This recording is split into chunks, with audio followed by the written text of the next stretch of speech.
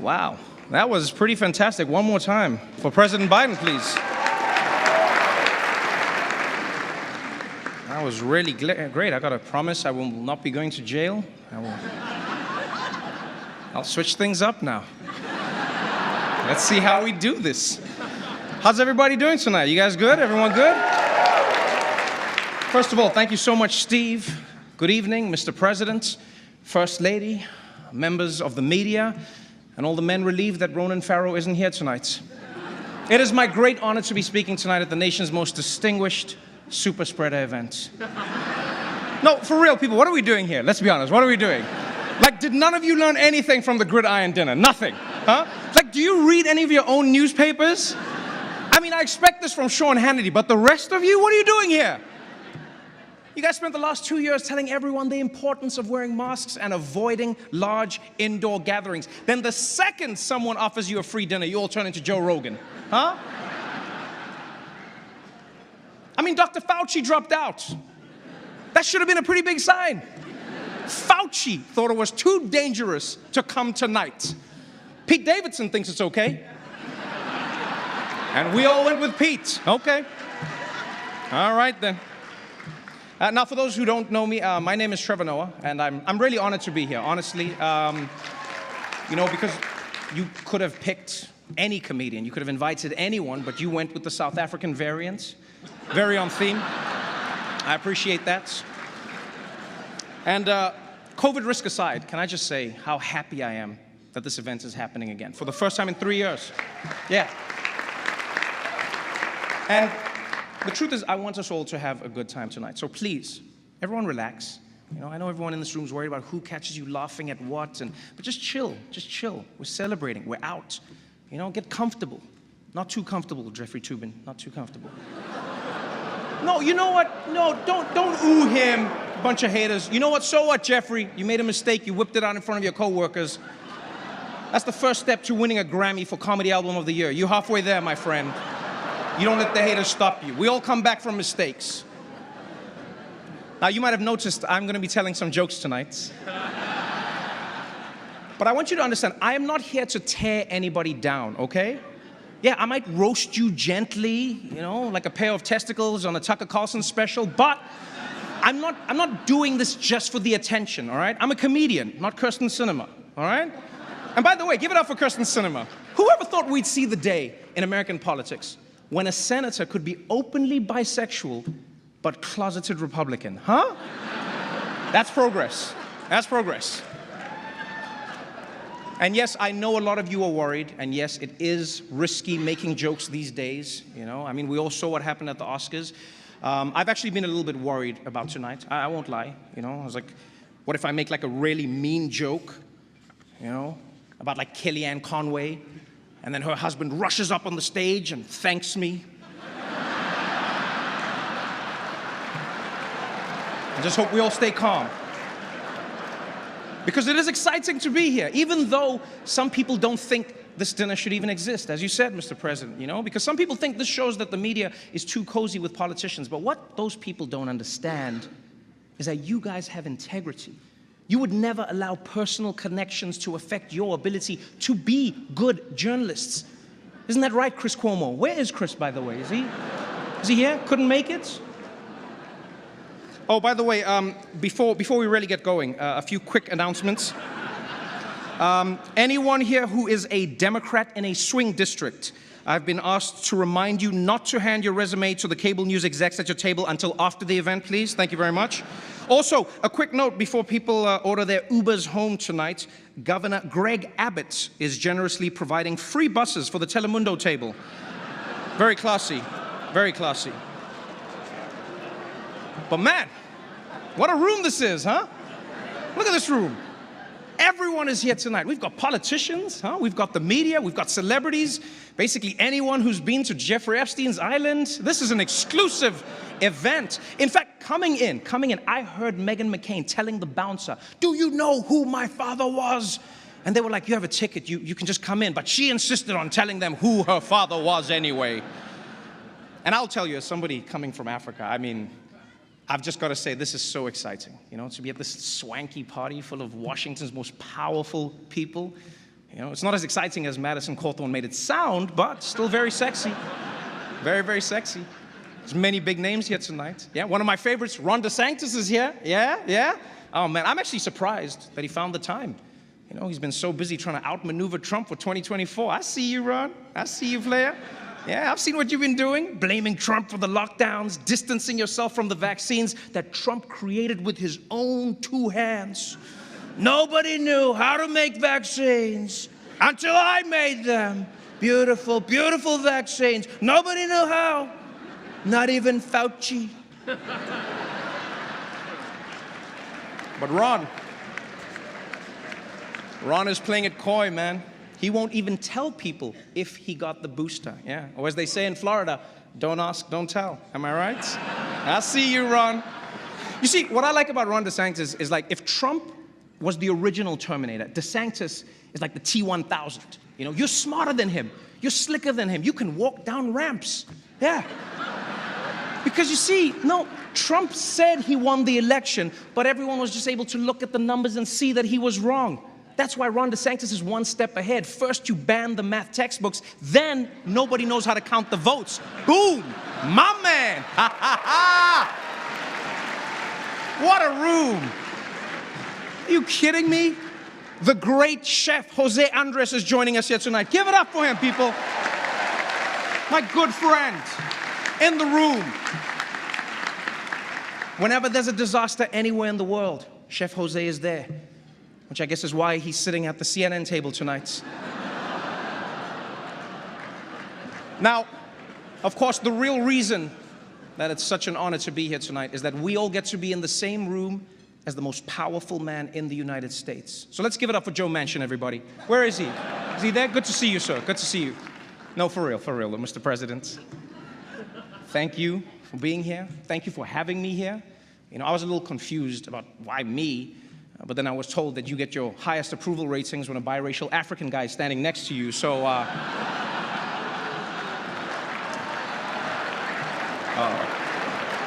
so let me just say, Joe, I'm glad that I could do my part, and hopefully this will work. I'm not actually him, I just did the voice. More importantly, First Lady Dr. Jill Biden is here, everybody. Give it up for her. You know, interesting fact, even as First Lady, Dr. Biden continued her teaching career. Yeah, the first time a presidential spouse has ever done so. Ever. Congratulations. Now, you might think it's because she loves teaching so much, but it's actually because she's still paying off her student debt. I'm sorry about that, Jill. Yeah, I guess you should have voted for Bernie.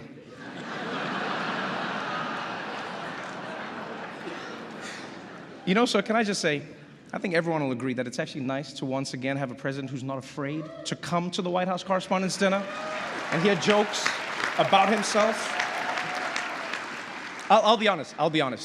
If you didn't come, I totally would have understood. Yeah, because these people have been so hard on you, which I don't get. I really don't. You know, I think ever since you've come into office, things are really looking up. You know, gas is up, rent is up, food is up, everything. No, it really has been a tough first year for you, Mr. President. And surely you must be a little worried about 2024. You know, there's a lot of passion on the Republican side. There really is. You know, it's going to be an interesting time. And as you all know, President Biden's lack of a filter does get him into hot water sometimes. You know, last month he caused a huge international incident saying that Vladimir Putin should be removed from power. It was very, very upsetting to Russia. Yeah, until someone explained to them that none of the stuff Biden wants actually gets done.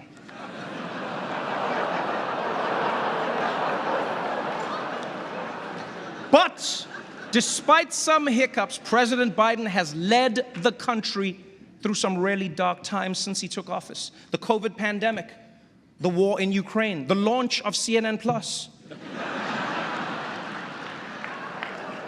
And don't forget, he's also had some major legislative successes. You know, in his first year in office, I might add.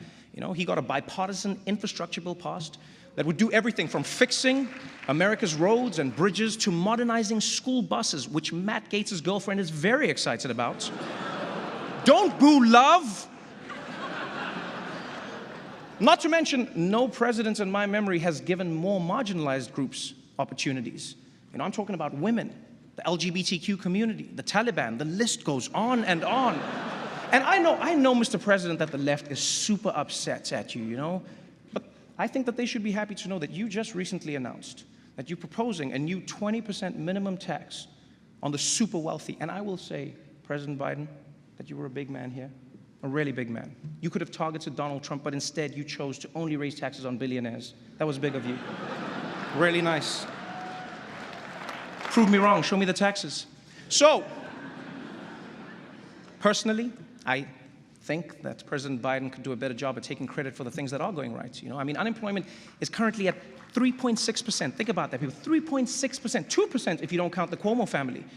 And I will say, President Biden came into office and he's done well and he's done badly. And in this room, I know there's a lot of mixed reviews. You know, there was a lot of talk about how the president really respects the press. But what has he really done for you guys, huh? Think of all the journalists whose careers have been hurt by the Biden presidency. People like Daniel Dale. He used to be CNN's star fact checker on TV every day, but now there's barely anything to check. Same for Glenn Kessler of the Washington Post. On the way here, I saw him on the street offering 4 Pinocchios for $1. Mr. President, that's on you. And what about Maggie Haberman? For 4 years, it was exclusives, huh? On the Russia investigation, corruption. The president doesn't read his daily briefings, on and on. Now look at her. She spends all day fighting with random people on Twitter like a common political reporter. You've ruined her, Mr. President. Now, of course, President Biden doesn't often have to deal with the media directly. Yes, that task falls to Press Secretary Jen Psaki. Yes. Glad you could make it tonight. Really glad you could make it tonight, Jen. It's nice that you're willing to come over here and risk getting COVID for, like, what, the 10th time now? Let me ask, how do you keep getting COVID, Jen? Like, your boss hooked us all up with free tests. Does he not have your address? What's going on there? The word on the streets is actually that Jen Psaki is going to MSNBC next month. Yeah. Apparently, just being on C-SPAN, the ratings were too high, and she wanted more of a challenge, you know? Wanted to switch things up. She can't laugh at that. Don't put the camera on her. If it's true, congratulations to Jen on your big career change. But you know, moving to MSNBC is going to be a big switch up for you, because right now your current job is to make the Biden administration look as good as possible, you know, at all costs. Now you're going to be at MSNBC and you're going to have to, you'll be fine, actually. No, sorry. I don't even know why I apologize. By the way, MSNBC, can I just say you guys are doing great work? You know, I love watching your shows. You know, when Trump was in office, your shows were all about how bad he was. And now that Biden's in office, your shows are all about how bad Trump was. Consistency is important. We appreciate that. We really do. Also, shout out to Joe and Mika. Yeah, I love you guys. The most adorable HR violation in town. I love it. So adorable. What? And that's why we're really here, people. We're here to honor the media. Yeah. So, first and foremost, let's give it up for the White House press pool. Let's give it up for them, please.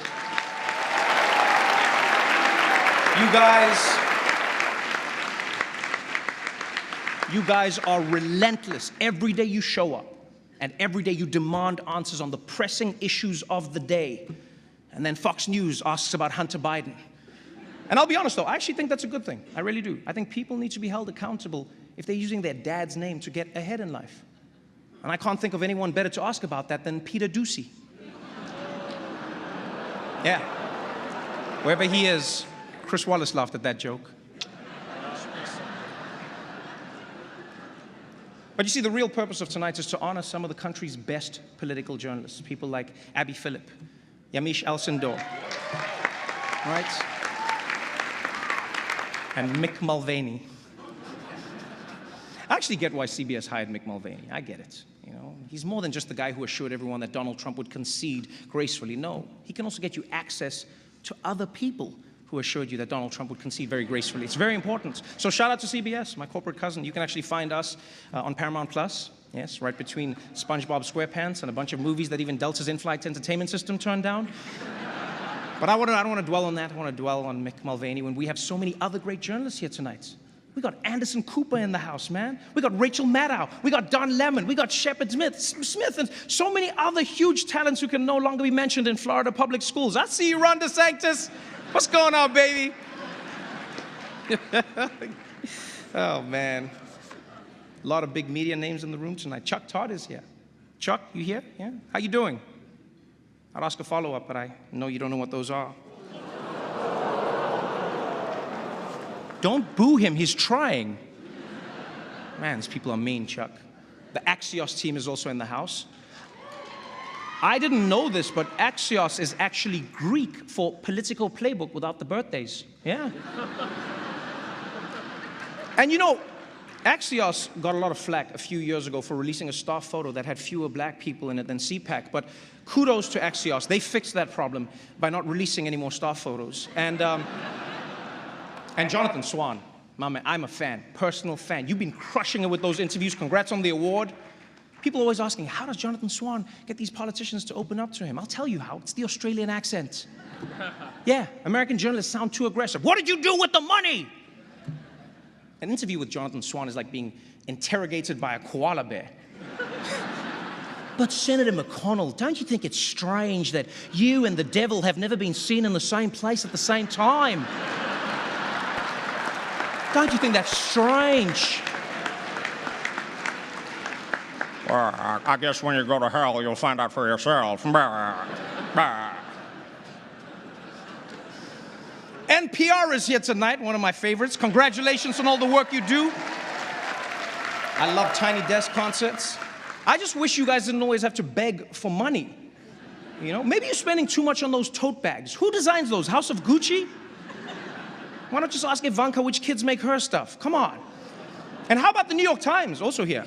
Man, can I just say, New York Times, I did not realize how much you guys like to party. Yeah, I've seen some of you sneaking off to the bathroom to do things you're not supposed to do tonight. Like post on Twitter. Yeah, I've seen that. I love the New York Times, I really do. You guys are the best.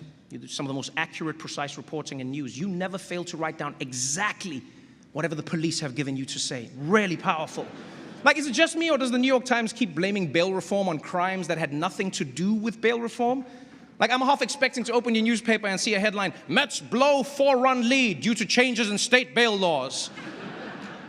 And you know, it's actually crazy how you guys have been attacked for everything, from your investigations into Trump's taxes to your reporting on the pandemic, and yet the biggest death threats that you received is because there were 2 L's in the Wordle that day. That was wild. By the way, give it up to those New York Times reporters who managed to get those Kevin McCarthy tapes. That was amazing. Yeah, give it up for them. Incredible. You knew how crucial those tapes were, which is why you immediately waited until your book was for sale to tell the people about them. Bravo. Bravo. And you know what I liked about those tapes? Is that the one piece of good news? Is that now we know whether Nancy Pelosi or Kevin McCarthy are Speaker of the House, that position will still be held by someone who believes that Trump should have resigned and was responsible for what happened on January 6th. Yeah, that's bipartisanship. I like that. I'm really excited because the kings of cable are here. Fox News in the house. Yeah, the top-rated news network for the past, 300 years? Killing it. And I know Fox has a bad reputation. I even feel you tense up now when I talk about them. They really do crush it. You know, I think they get a bad rap because it's a mixed bag. You know, they actually have really good journalists. It just depends on when you watch. All right? Fox News is sort of like a Waffle House. Yeah, it's relatively normal in the afternoon, but as soon as the sun goes down, there's a drunk lady named Janine threatening to fight every Mexican who comes in. You can't throw me out. I know the real president. How about that Fox primetime lineup, huh? Tucker Carlson, Sean Hannity, Laura Ingraham. Their coverage of COVID was really impactful. Their segments about vaccines moved their viewers into the ICU. And congrats to Sean Hannity on becoming the longest-running host in cable news history, by the way. Give it up for him. For real, give it up for him. Longest-running host. Don't hate the player. Yeah. Fun fact, Sean Hannity and Ainsley Earhart are actually dating now. Yes. Yeah, and I actually think it's beautiful to see an office romance at Fox that won't end in a $20 million settlement. Yeah.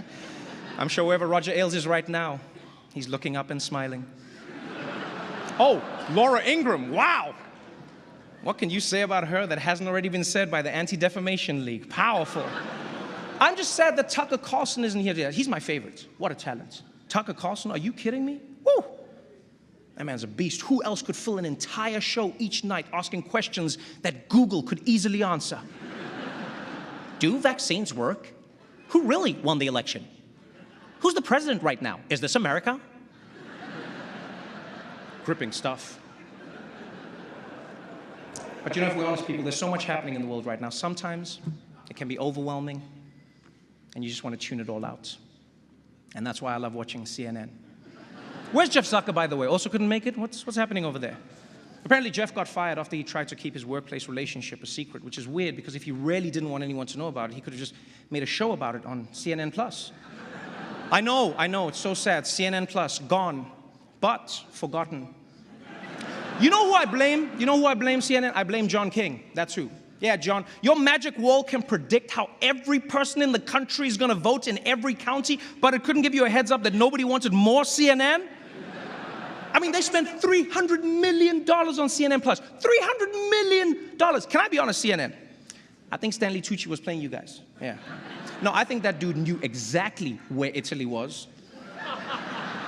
And he was just going to keep searching as long as you were paying. $300 million! Do you understand how much money that is? I mean, I do get it. Streaming, they say, is the future. You know, as the old saying goes, you got to spend money to make sure that Chris Cuomo doesn't get into wrongful termination lawsuits. And that's not the only big change going on at CNN. They just brought on Chris Licht, yeah, my man over there, Chris, as the new head of news. Oof. His first order of business, hire a guy who knows how to turn off the breaking news banner. Yeah. What happened with that? Did they just put it on during the OJ chase and then never figured out how to get rid of it? The news is not always breaking. But this is an interesting time for the media world. You know, as with many industries, the pandemic was a major disruption for journalists. But I also think it helped humanize you, honestly. You know, millions of Americans watched TV anchors reporting from inside their own homes. Meanwhile, reporters in print media were like, we get it, you have homes, way to show off. And we have to face the facts. The media is in a tough position. You did say that, Mr. President. Informing the American public is harder than ever before. You're battling conspiracy theories, that the election was stolen by George Soros, that JFK Jr. is still alive, that everyone in this room is a secret pedophile. And that's just what Clarence Thomas's wife believes. It's insane, people. This is truly the golden era of conspiracy theories. Whether it's the right wing believing Trump can still win the 2020 election, or the left believing Joe Biden can still win the 2024 election. Thank you, Mr. President. And so as we sit in this room tonight, people, I really hope you all remember what the real purpose of this evening is. Yes, it's fun. Yes, we dress nice. Yes, the people eat, they drink, we have fun. But the reason we're here is to honor and celebrate the Fourth Estate and what you stand for. What you stand for. An additional check and balance that holds power to account and gives voice to those who otherwise wouldn't have one. And like, I'm not just talking about like CNN or Fox or any of the other major organizations. I'm talking about everyone. You know, the young journalists we saw today, you know, intrepid journalists who aren't even in this room in Flint, Michigan, or that daring reporter at the Des Moines Register, or the unflinching local newscaster in El Paso, Texas. Every single one of you, whether you like it or not, is a bastion of democracy. And if you ever begin to doubt your responsibilities, if you ever begin to doubt how meaningful it is, look no further than what's happening in Ukraine. Look at what's happening there. Journalists are risking and even losing their lives to show the world what's really happening. You realize how amazing it is. Like, in America, you have the right to seek the truth and speak the truth, even if it makes people in power uncomfortable, even if it makes your viewers or your readers uncomfortable. You understand how amazing that is? I stood here tonight and I made fun of the President of the United States, and I'm going to be fine. I'm going to be fine, right?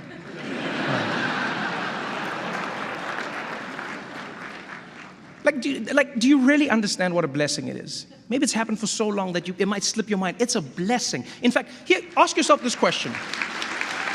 Honestly, ask yourself this question. If Russian journalists who are losing their livelihoods, as you were talking about, Steve, and their freedom for daring to report on what their own government is doing, if they had the freedom to write any words, to show any stories, or to ask any questions, if they had basically what you have, would they be using it in the same way that you do? Ask yourself that question every day, because you have one of the most important roles in the world. Thank you so much for having me. I appreciate you. Please be careful leaving tonight. We all know this administration doesn't handle evacuations well. Good night, everybody. Thank you so much.